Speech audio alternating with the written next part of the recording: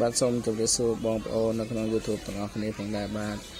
នៅនេះ Channel ហាងមាសលៀងស្រណិតខ្ញុំបាទគឺបង្ហាញនៅម៉ូតសាដៃម្សាគឺម៉ូតថ្មីស្អាតតែម្ដង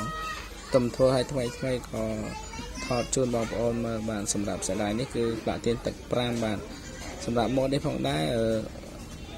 ស្រីក៏ពាក់បានប្រុសក៏ពាក់បានបាទគឺស្អាតមែនទែនគឺចិត្តលេងភ្លើងព្រាបតែម្ដងបាទ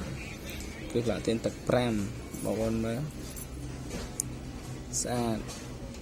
ម៉ូតថ្មីចាស់តែម្ដងសម្រាប់ហាងមាសលៀងស្រណិតខ្ញុំបាទមានលក់មាសមានលក់មាសវៀតណាមមានលក់ផ្លាកទៀនទឹក7ទាំង7វៀតណាមនិងផ្លាកទៀនទឹក5បាទសុទ្ធជាសងជាម៉ូតថ្មីតែម្ដងបងប្អូនអាចអញ្ជើញមកដល់ហាងផ្ទាល់ក៏បានបាទគឺម៉ូតតនបែបតនសម័យព្រីមៀមតែម្ដងបាទសូមអរគុណច្រើនបាទសូមជម្រាបលាបាយបាយបងប្អូន